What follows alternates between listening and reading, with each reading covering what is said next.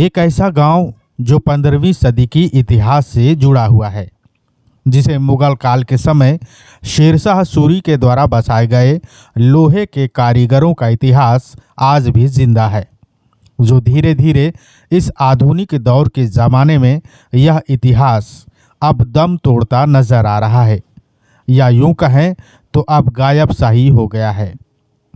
हम बात कर रहे हैं झारखंड के बोकारो जिले का, जो मुख्यालय से लगभग 35 किलोमीटर दूर नावाडी प्रखंड का भेंडरा गांव है, जिसकी चर्चा इतिहास के पन्नों में भी दर्ज है। इस गांव को ऐतिहासिक इसलिए कह रहे हैं क्योंकि इस गांव का इतिहास 15वीं सदी से जुड़ा हुआ है। शेरशाह सूरी भारत में जन्मा एक पठान था, जो हुमायूं को 1540 में हराकर उत्तर भारत में सूरी साम्राज्य को स्थापित किया। इससे पहले वह बाबर के लिए एक सैनिक था, जो पदोन्नति के बाद सेनापति के रूप में काम किया था। उस दौर में शेरशाह सूरी के द्वारा कुछ चुनिंदा कारीगरों को झारखंड के बोकारो जिले के भेंडरा गांव में बसाने का काम किया गया, ताकि यहां पर युद्ध में इस्तेमाल होने वाले शस्त्रों को बनाया जा सके और इसे बाजार का रूप देकर यहां से बड़े पैमाने पर आसानी से अपने गंतव्य तक पहुंचाया जा सके, क्योंकि प्राकृतिक के भौगोलिक दृष्टिकोण से भी यह गांव चारों ओर से जुड़ाव काफ़ी ज़्यादा उपयोगी था। उस समय यहाँ कारीगर बड़े पैमाने पर लोहे के शस्त्र औजार बनाया करते थे, जिसमें तलवार, तीर कमान, भाला फरसा व कई तरह के हथियार थे।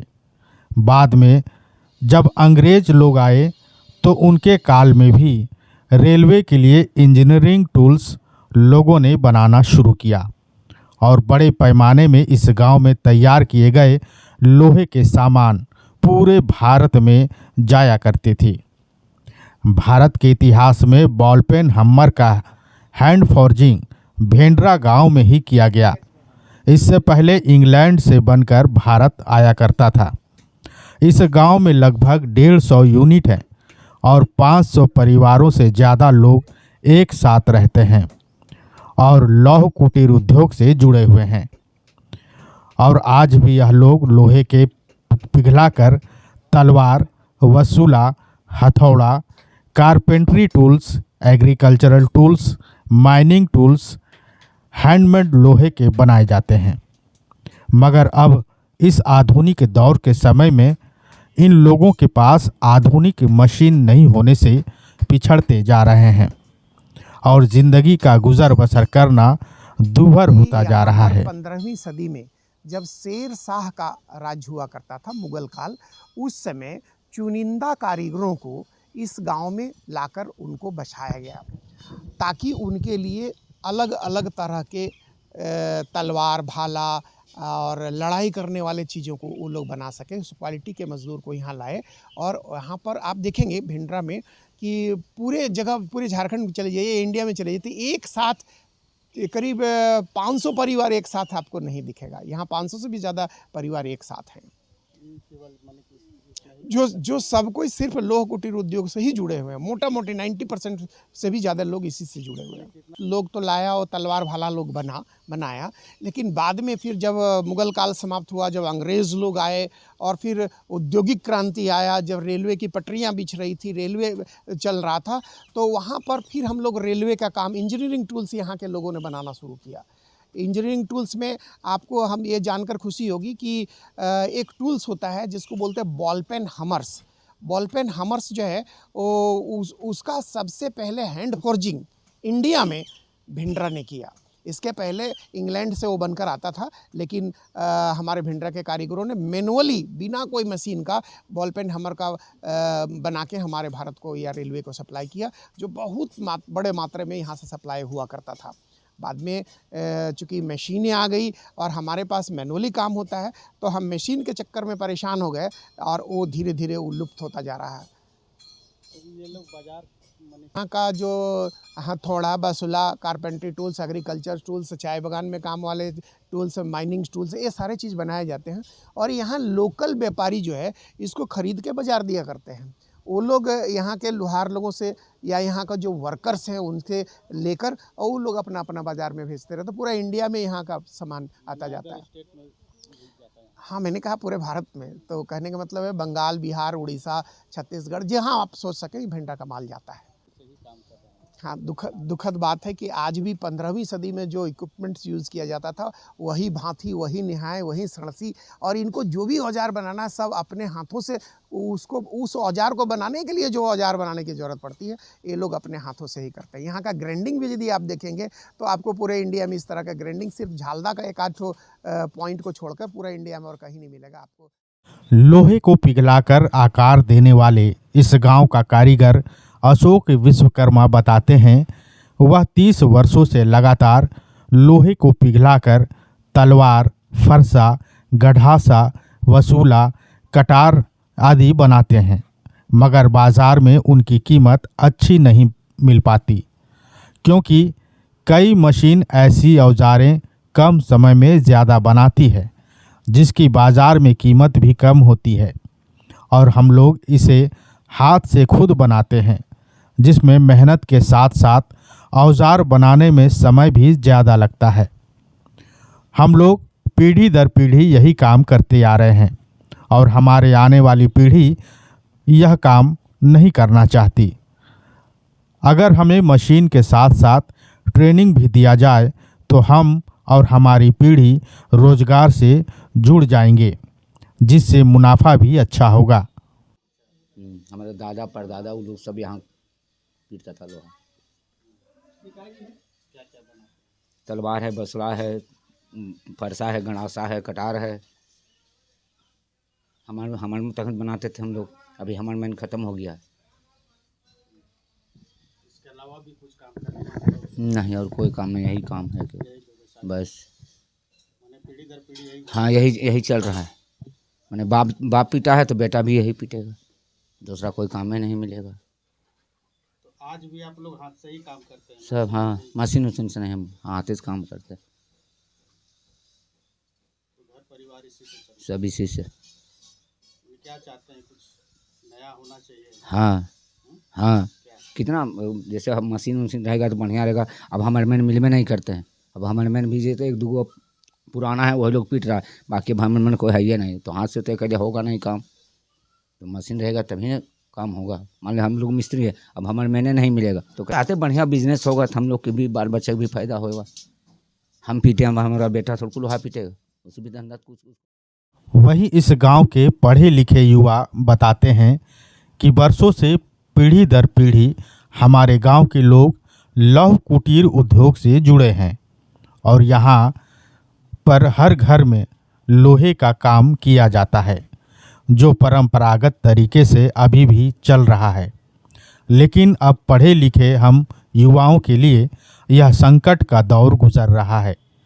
कुछ लोग तो पलायन की ओर भी जा रहे हैं, क्योंकि पुरानी पद्धति से आज भी हम लोग काम कर रहे हैं, जिसका कोई निश्चित बाजार नहीं है, और इस आधुनिक युग में मशीनों से बनाए जा रहे औजारों के मुकाबले पीछे जा रहे हैं, जिससे हमारे परंपरागत काम में काफ़ी गिरावट आई है।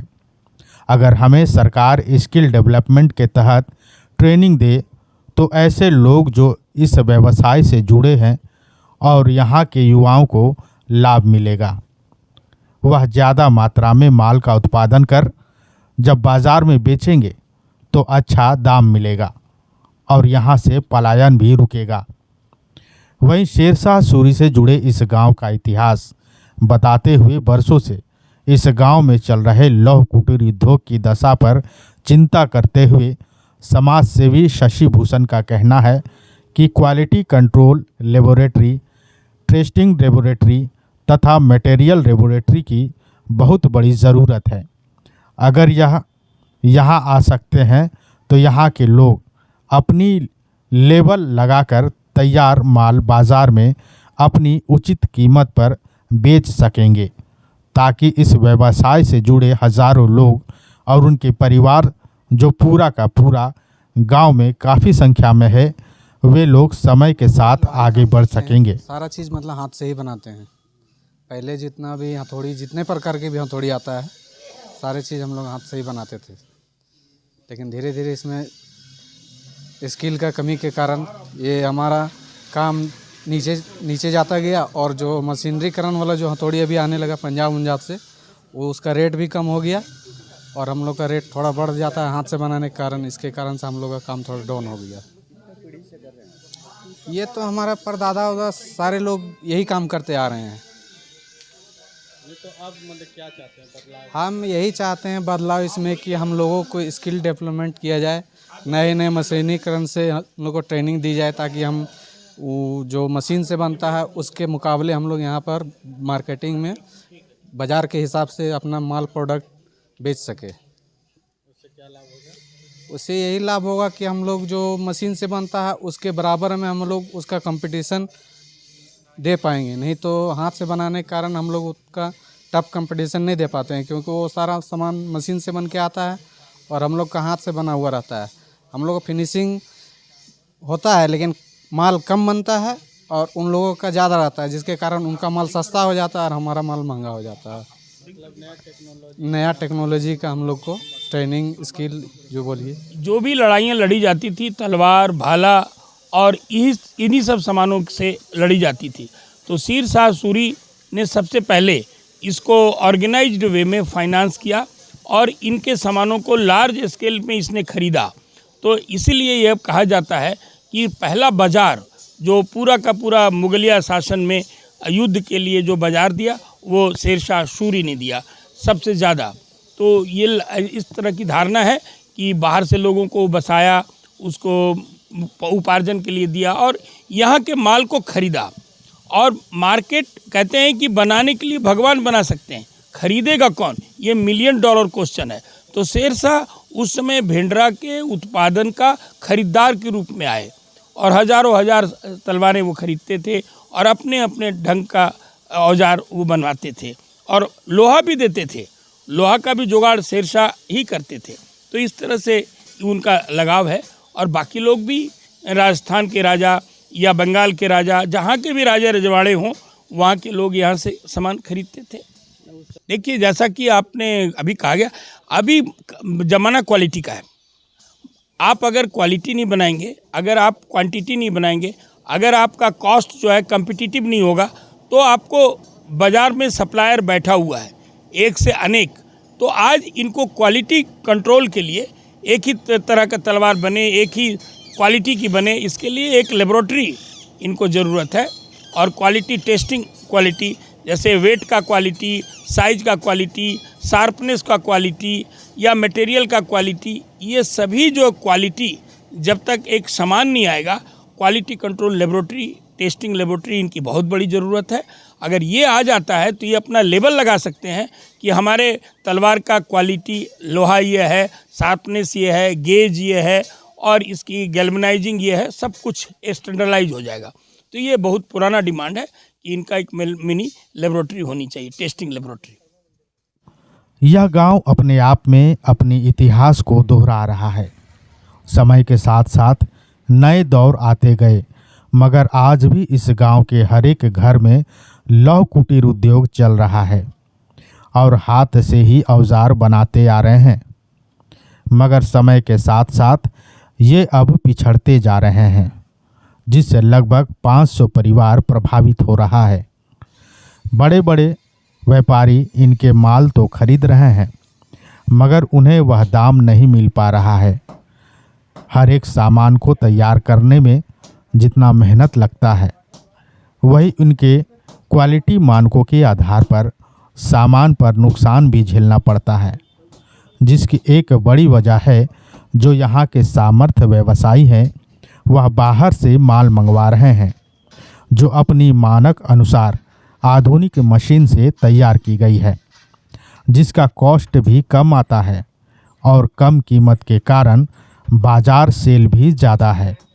इसलिए अब यह लोग चाहते हैं कि इन्हें अगर सरकार एक ऐसी व्यवस्था दे जहां आधुनिक मशीनों की जानकारी के साथ साथ ट्रेनिंग स्किल से अपने काम में निखार लाने के साथ साथ अपने व्यवसाय को भी बढ़ाया जा सके, जिससे बेरोजगारी के साथ साथ रोजगार के भी नए अवसर से जोड़ा जा सके। इस वीडियो में दी गई जानकारी आपको कैसी लगी, कमेंट बॉक्स में ज़रूर बताएं।